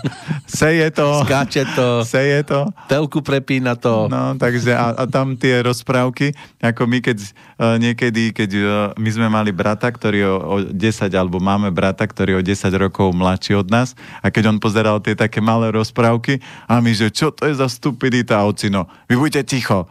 Keď ste boli mali, tak ste sedeli s otvorenými ústami pri takýchto a teraz, keď ste väčší, tak pozeráte na takú divnú. Vy ste pozerali Teletubbies, tak sa nesmejte, keď on pozerá nejakých takých, neviem, monštra nejaké, čo teraz sú telka, ani neviem vlastne. Ale tie malé deti pozerajú také, že ťuti, také rozprávky. My sme Kupko, Maťko, Slimák, ale to už je vysoká škola rozprávková. To sú také tie postavičky, že vyzerá ako postihnuté, ledva to chodí, rozpráva. Tak musánka lieta, že to sú také nakreslené, že ako keby to v prvej triede nakreslili. A tie deti sedia a pozerajú, lebo to je pre nich úžasné. Že to nie je, že také, že kreslená rozprávka Disney a takéto. Vlka zajac, čo sme my mali. Ale to už je vyšší level rozprávok. Miazgovci. No, miazgovci. To je dospelácká rozprávka, takže... No, bola taká sused záviš. Takže v tomto prípade rejši je úplne super, lebo vždy treba robiť to, že v tehotenstve treba sledovať, že ktorý z orgánov je najslabší, čiže môžem to sledovať buď emóciami, lebo pečeň je o napätí, čiže ak je človek nervóznejší, podporujem pečeň, srdiečko je o radosti, žalúdok je o trávení, čiže ak by boli komplikácie s trávením, element kov, pľúca, hrubé črevo je o dýchu a o pohybe, že či človek stačí s dýchom. No a obličky, močový mechúr sú o strachu alebo o silnej vôli, takže podľa toho si to harmonizujem. A každý niečo má slabšie a podľa toho, čo mám slabšie, tak sa snažím to intenzívne podporovať, lebo potom tomu babetku odovzdám niektorý z tých orgánov, ktorý bude mať menej energie. A preto rejši je univerzálna, čiže bude super, lebo tú mamičku vie aj vitalizovať, lebo ženy v niektorom štádiu tehotenstva sú veľmi vyčerpané, ale išiel by som konkrétne na niektorý z orgánov, napríklad u mňa to bolo, ja som mával sennú nádchu, takže keby som bol ja žena a tehotná, tak moja som si to začal predstavovať. Tak môj problém by bol určite, že by som výrazne podporoval obličky, močový mechúr, lebo to je najslabší element a druhý je pľúca, hrubé črevo, čiže toto by som sa výrazne staral. A takej, že rejši by bol taký, že doplnok, aby som to harmonizoval, ladil, ale kým by som neurobil tieto 2 kroky predtým, tak toto nebude mať až taký veľký efekt, lebo to harmonizuje všetko, ale v tehotenstve treba podporovať to najslabšie. A hlavne najskôr treba urobiť rozkrok. Áno. A potom jeden krok, druhý krok. Dobre, toľko Ivka, samozrejme držíme palce, aby sa to zdravé narodilo, nech to robí radosť. Bude to veverička, že? Bude to veverička, teraz už všetky, a keď to stihnú, neviem, sedmička, takže to január, bude... možno február najneskôr. No, takže ak to bude februárové, to druhý. To bude iné turbo, no ale to už je len rok 2022, nie, 21 to bude, 21. 21 no bude. takže tam budú hneď 2 dvojky, a keď to bude február, tak hneď skočí 3 a táto nech sa teší na malé. To máte ako keď bola taká rozprávka, neviem, ak sa volala, tomu tak sa, keď bežal, tak normálne ste len videli kruh, ako sa mu nohy metali. Áno, tam nejaký Speedy González. Speedy González to bol, presne. Takže to bude malý Speedy González alebo Speedy Gonzálecica. Slavo nám tiež píše, dobrý deň, praje, prosím vás, dozvedel som sa, že strukoviny obsahujú kyselinu močovú alebo ju vytvárajú. Viete, prosím, vysvetliť túto skutočnosť?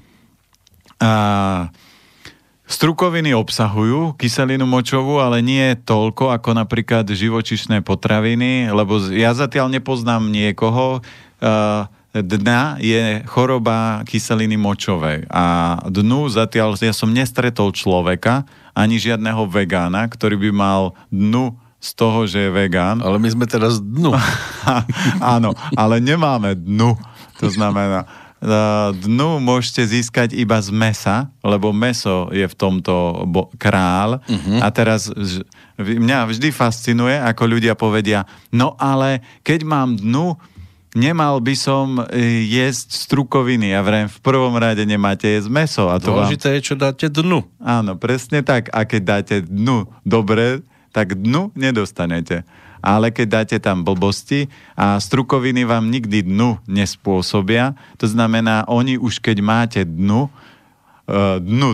tak v tom prípade môžu byť napríklad také, že fazule, ktoré tie kyseliny majú viacej, môžu spôsobovať mierne problémy, ale keď chcete, tak strukoviny obličky podporujú a keď máte dnu, tak to znamená, že tie obličky sú vyčerpané.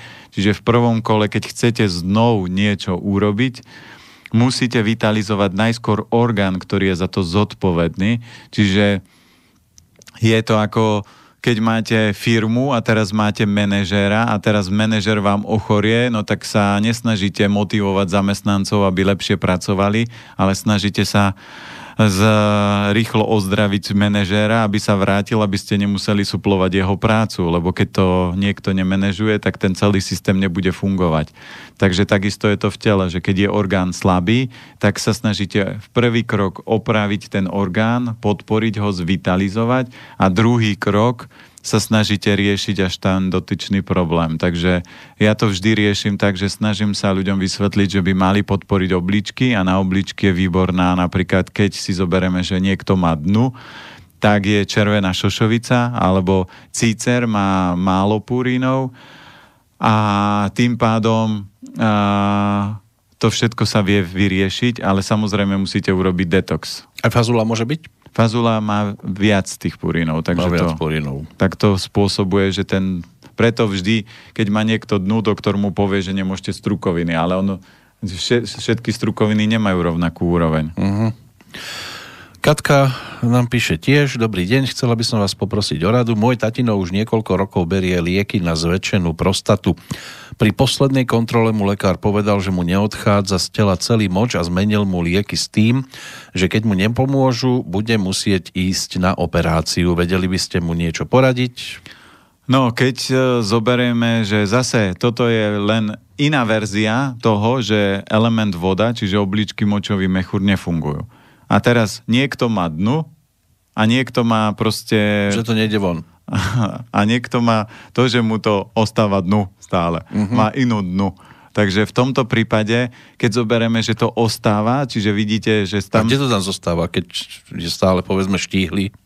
No veď močový mechúr sa nevyprázdňuje úplne, lebo v podstate z energetického hľadiska, keď zoberete yin a yang, ak máte yinový močový mechúr, tak sa pocikávate, alebo chodíte často na malu, lebo neudržíte, napríklad ani hodinu, dve, že keď sa vám chce cikať, že to nedáte. Iba posediačky. Ani posediačky. Už to ani posediačky. Ľudia, ktorí majú yinový močový mechúr, čiže je tam veľa energie uvoľnenia, tak v podstate oni sú veľmi citliví a zasmejú sa a sú pocikaní.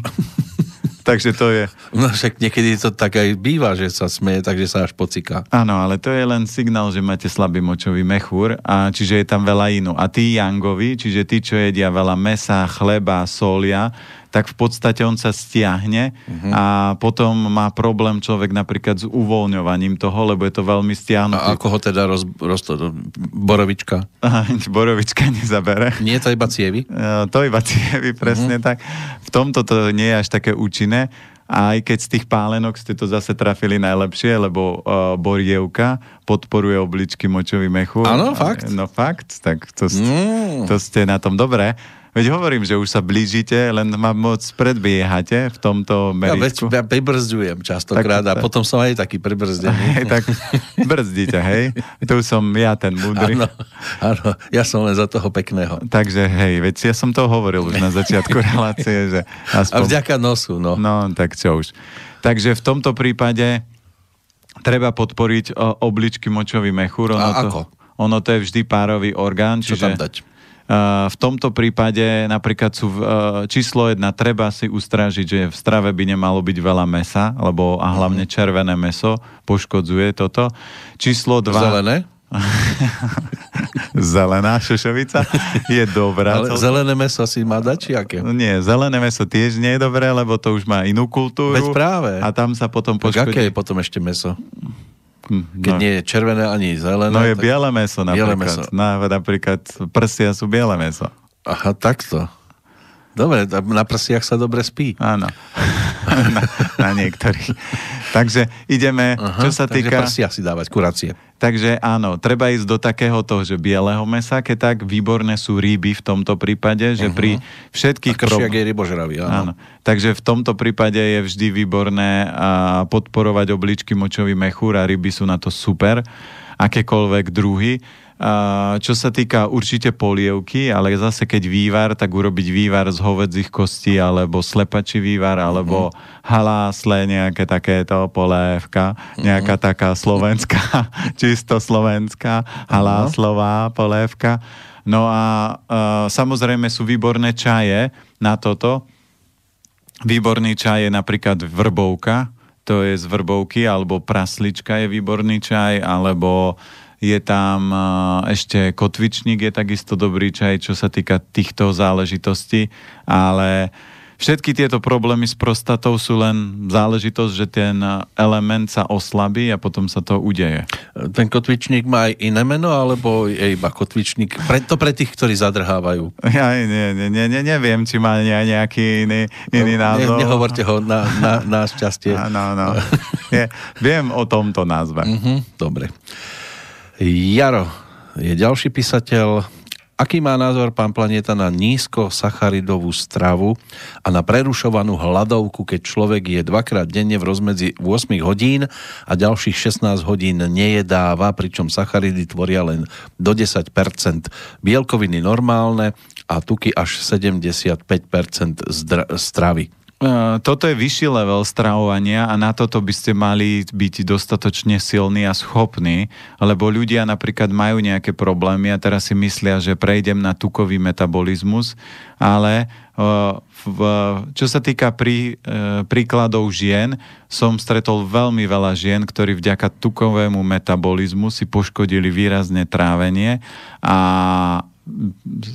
dostali sa do štádia, že majú problém dneska schudnúť, lebo si zoberme, že to je ako keby ste nevedeli urobiť ani 5 klikov a teraz vy si poviete, že urobíte 100 klikov. Takže váš organizmus to nedá a ak to dáte, tak budete týždeň... No na druhý deň to nedá už. No tak budete týždeň s prepáčením posratí, lebo vás všetko bude bolieť a podľa mňa tam dostanete taký odpor k cvičeniu, že už kliky v živote nebudete robiť. Ak by vás niekto donútil, že neviete kliky a za jeden deň by ste, alebo za nejaké čas krátky by ste mali urobiť 100, tak vás to zničí. A teraz si predstavte, že žalúdok na toto nie je pripravený, aby ste trávili 70% tukov. Vaša pečeň na to vôbec nie je pripravená, váš žlčník na to nie je pripravený a vy si poviete, že teraz na toto prejdem. Tento prechod, aby sa takto metabolizmus prepol a zvládli ste to bez nejakých vedľajších účinkov, je možno tak rok až 3 optimálna fáza, aby ste sa mali do toho dostať a hlavne, keď to nedáte takto, tak si proste rozbijete ten metabolizmus. Niekto povie, že mne sa zlepšil zdravotný stav krátkodobo. Ale vy si musíte uvedomiť, že telo potrebuje komplex živín a teraz si zoberme, že my potrebujeme energiu. A najviac energie majú sacharidy a majú zložité cukry. A my sme mali napríklad aj očistu podľa 5 elementov, kde sme mali pána, čo má cukrovku. A on v podstate jedol obilniny so zeleninou celý týždeň a on mal úplne v norme cukor. Takže toto sú teraz pre mňa už teoretické len žvásty, keď ľudia hovoria, že ale vďaka sacharidom priberáte, vďaka sacharidom máte rozladený hormonálny systém.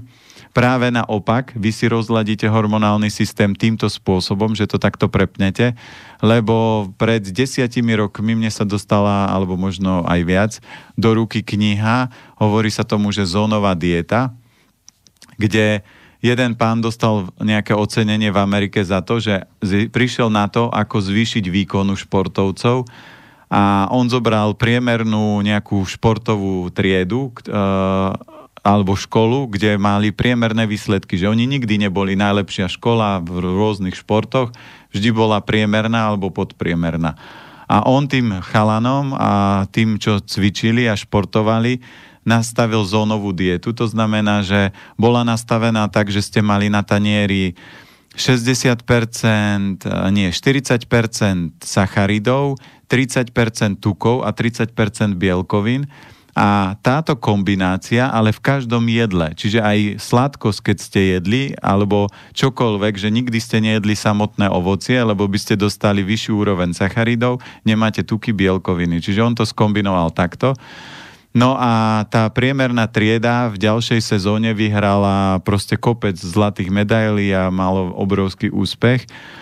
A ja ľuďom vysvetľujem, že ja v podstate na sacharidoch fungujem stále, ale môj výkon ide stále vysoko. Samozrejme, že teraz jem jednoduchšie, ale ja nepotrebujem toľko tukov a ľudia si myslia, že keď budem na tukoch, tak na tých tukoch viem získavať energiu dlhodobo. A krásny príklad je Matej Todt, on je olympionik, všetci ho poznajú, ano. Ale napríklad on na tomto režime plus minus funguje, čo je síce dobré, keď je v prostredí takéto, ako sme na Slovensku, ale ja som ho sledoval, lebo ja sledujem ľudí, že podľa toho... Celých 50 kilometrov? Nie, nesledoval to. To nemám natrénované zatiaľ, ale sledoval som to, že išiel niekde na nejakú súťaž, kde malo byť veľmi horúco a to nedal. Prečo? Lebo tuky obrovsky prehrievajú organizmus.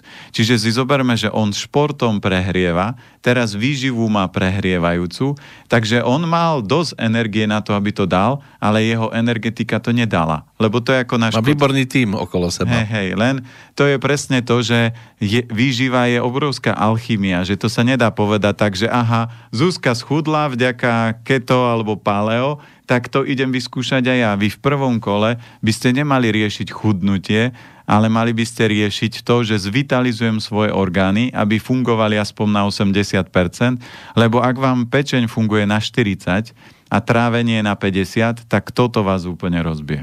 Aj Totová. Áno, aj toto. On bol určite veľmi vhodný typ na randenie, lebo rád chodí. Takže s ním chodiť, len to dievča muselo stíhať. Áno, to musela byť taká nejaká pribylincová. Takže... Skoro až. No, ďalší písateľ Boris, otázka moja je, ako často s čím konzumovať a kombinovať produkt mliečneho kvasenia tibetskej kefírovej huby kaukaský typ. Videli ste to niekedy? Počul som o tom, ale tieto srandy ja neriešim, lebo najväčší problém tej tibetskej huby je, že čím to priživujete. Tú hubu, myslíte? Tú hubu. Lebo zoberte si, že môžete mať dokonalého človeka, keď ho budete krmiť kokainom, tak nebudete mať dokonalého človeka. Dobre, ale táto huba, myslíte, čím prikrmujete tú hubu, alebo či ešte dáte k tomu niečo na tanier? Dobre, dve otázky. To sú dve otázky. No viem, ale teraz neviem, že ktorá je tá správna. Tá správna, aj jedna, aj druhá. To znamená, prvá je, že tie tibetské huby, čo aspoň viem, čo ľudia majú... Mesožravé. Nie, tak priživujú jedna verzia mliekom. To znamená, že keď zoberete, že z mlieka, ktoré... Ja ju polievam mliekom, tú hubu? V podstate vy tam nalejete mlieko a ona sa na tom živí, ako kvások. Takto? Takýmto spôsobom. Ešte počujete, ako si odgrgne. Áno, presne tak. A ona vďaka tomu sa ako keby rozmnožuje a vy ju potom konzumujete a mali by ste mať nejakú kvalitu. A druhá verzia, že tam niekto dáva cukor. Takže... Toto si ešte bude huba pýtať jedna. No a... Na základe toho, že to nie je nič, z čoho je dobré. Keby bola otázka, niekto povie, že priživujem to zeleným jačmeňom alebo priživujem to zeleninou a z toho to vyrastie, tak poviem OK. Ale zoberte si, že ak máte niečo, z čoho to vyrástlo a vyrástlo to napríklad na cukre alebo na mlieku, tak celkový výsledok nebude dobrý a ja tieto veci moc neodporúčam, lebo prečo by som sa trápil nejakou tibetskou hubou, keď máme slovenskú kapustu? No, to znamená... Slovenské papulia, samozrejme. Áno. Ale najvýraznejšie a najúčinnejšie pre Slovákov je klasická, dobre natlačená kyslá kapusta a máte najlepšiu formu mliečneho kvasenia, najsilnejší zdroj živín a minerálov a stopových prvkov a C-čka na zimu a nie tu riešiť takéto zvláštnosti. A hovorím, nemal by som s ňou problém, mám problém s tým, čím ju prikrmujú, to je ako ľudia teraz povedia, ja nemám. V podstate ľudia nemajú problém s našimi politikmi, oni majú problém s ľuďmi, ktorých prikrmujú a tí, čo ich prikrmujú, im povedia, že toto budeš robiť a preto oni to stvárajú, lebo oni by to normálne nerobili. Len Aj to, napríklad môže si, povedzme, aj premiér hovoriť čokoľvek, horšie je, že máme okolo seba ľudí, ktorí to vstrebali a nás nútia do toho. Jasné, ale to je zase, že z čoho ja vyrastiem. Takže ja preto ľudia povedia, že planéta je blázonený stále na tej mrkve, ale mrkva vám vždy dá taký dobrý zrak, dobrý pohľad na veci. Môžete mrkať na to.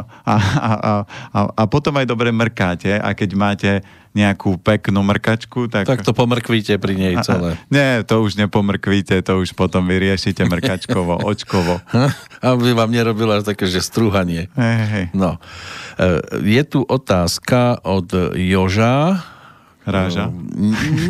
Môže byť, lebo je to o hlasivkách. No vidíte. Chcel by som sa opýtať, ako liečiť chronický zápal hlasiviek a ten Jožo vyzerá, ako keď spieva, že tam tie hlasivky riadne vysíli.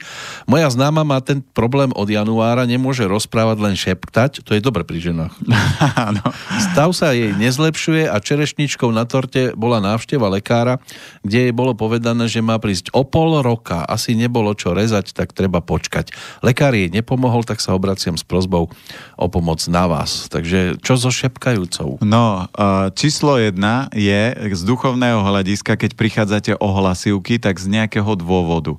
Buď moc rozprávate, alebo rozprávate veci... Ale prosím vás, čo by som ja rozprával? Ale čo bolo to? Tak, ja som vlastne taká tichá osoba. Ja skoro vôbec nič nepoviem. Takže buď je jedna verzia táto, lebo z duchovného hľadiska, keď je to o hrdle a o rozprávaní, tak je tam problém z duchovného hľadiska. Buď človeku niečo lezie a nechce povedať a nevypovie, tak preto mu ako keby ten hlas môžu zobrať, alebo je taký ukecaný a všade je to tak, ako sa povie, keď to poviete Zuze, vie to celý okres. Takže ak je to takáto verzia, tak v tomto prípade toto treba vyriešiť. No a samozrejme druhá z vecí je, že čo tie hlasivky poškodili. Čiže z môjho pohľadu vo väčšine prípadov ho poškodzuje yin, čiže napríklad ovocie, sladké, zmrzliny, áno, aj to môže byť, ale pointa sú sladké, studené, chladné veci, takže to treba prehriať.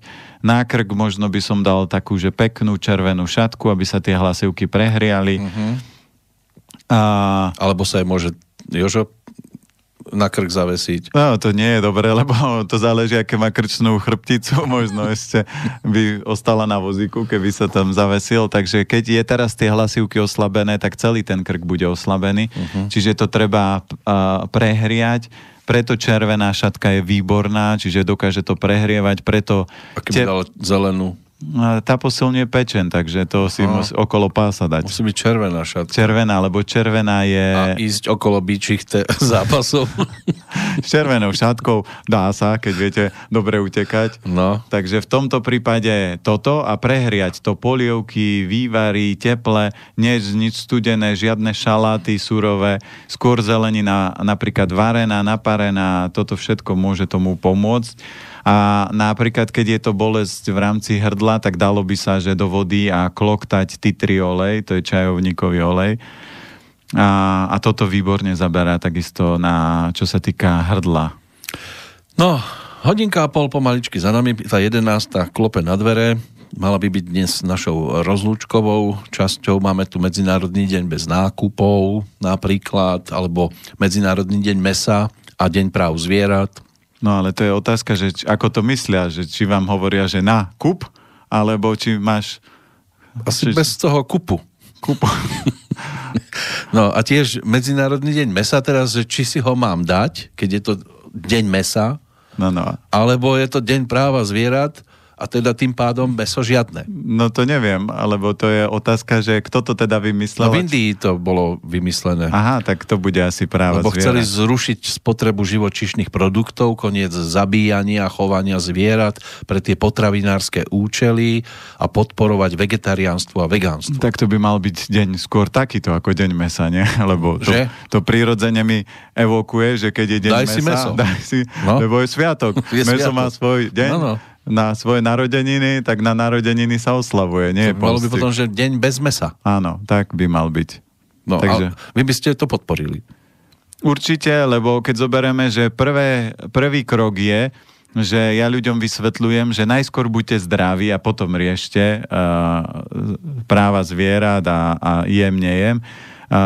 Druhý krok je, keď chcete jesť mäso, vyberajte si kvalitu, to znamená, že dneska je veľká výhoda, že na tých slovenských fariem je už veľmi veľa, kde sa chovajú zvieratá takýmto spôsobom, že nie je to nejaký veľkochov.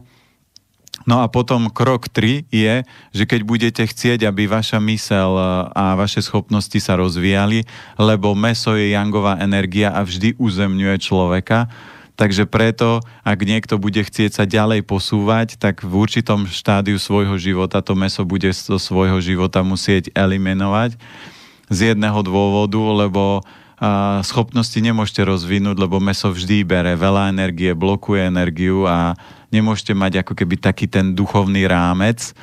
Ale budete vždy taký možno vtipný, veselý, ale prízemný, lebo to mäso vytvára tú prízemnú. To pozeráte na mňa teraz. Nie.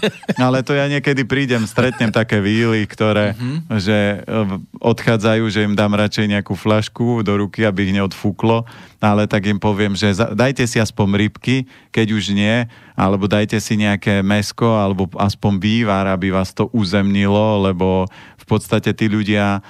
Toto je nový extrém. Sú ľudia, ktorí sú takí tí mäsožrúti, že klobásu prekladajú klobásou a potom sú zase uletení ľudia, ktorí, keď fúknete vietor alebo poviete, že OK, sused zabil prasa, no tak proste ona má depresiu, že o jedného živého tvora je teraz na... A susedu furt vidíme. Hej. Áno. Takže toto sú extrémy a je dobré držať sa v tom strede, lebo v tom strede dokážete prežiť. Lebo ja napríklad už viac ako 5 rokov mäso nejem, ale keby som sa dostal do štádia, že nemám čo jesť a som niekde v lese a v prírode a teraz čo? Opustený ostrov a len 3 kozy. A 3 borúvky, takže, takže asi si nepoviem, že budem taký duchovný, že z neba mi spadne fazula alebo takéto, no tak proste budem možno... Dnes bude aj mäso. Hej, no alebo si dám aj to kozie mlieko, aby som prežil, lebo vtedy je dôležitejšie prežiť a nie riešiť to, že OK... Áno, či volila Matoviča, alebo... Áno. Čo je to za koza a za koho je? Áno.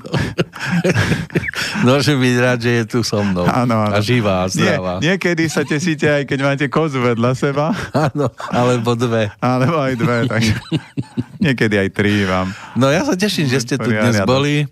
Bolo opäť zaujímavo, veselo. Vy ste to zase zaperlili na záver. No, tak odídeme za kozami. Tak ako aj tie teraz odchádzajú. A o týždeň si budeme zase volať, že? Budeme si volať a berte to tak, že uzavrieme. Neviete, ktorá koza, alebo ktorá krava, alebo ktorý vôl a cap vám život zachráni a ja to uzavriem takou krásnou ľudovou múdrosťou. Vtáčik v zime si nenašiel hniezdo a zamrzol a nenašiel si ukryť a zamrzol. Išla okolo krava, osrala ho s prepáčením a to teplé hovienko do oka. Nie celého ho. A to teplé hovienko ho rozstavilo a ten vtáčik začal štebotať a prišla líška, vyťahla ho z toho hovna a zožrala.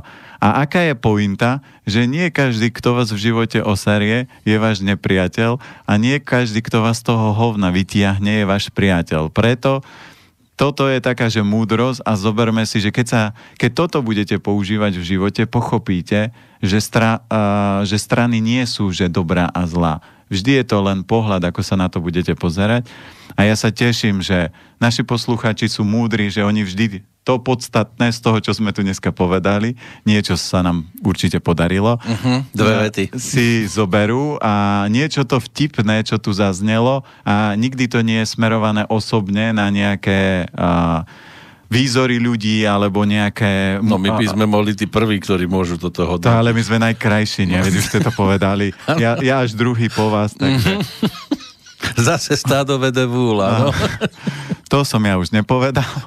Ja som tu za múdreho a vy za pekného, ako ste povedali. Takže, áno, dobre. Takže ja som si to pochopil, že keď už nič nepoviem, aby som si to nepokázal. Áno, keď som teda múdry, nemôžem byť pekný, tak no. Tak. Ale vám ďakujem, že ste boli osobne prítomní. Áno, osobne prítomní. A teším sa zase na budúce. Pri tajomstvách zdravia už sa nám blíži 300. Dobre. Tak to čo skoro, na budúci rok, začiatkom roka to budeme mať na spadnutie. Budeme strieľať. Tak sa zatiaľ opatrujte a šťastné cesty vám. Ďakujem veľmi pekne. Pozdravujem Banskú Bystricu. Aj Bratislavu, aj poslucháčov. Táto relácia vznikla za podpory dobrovoľných príspevkov našich poslucháčov. I ty sa k nim môžeš pridať. Viac informácií nájdeš na www.slobodnyvysielac.sk. Ďakujeme.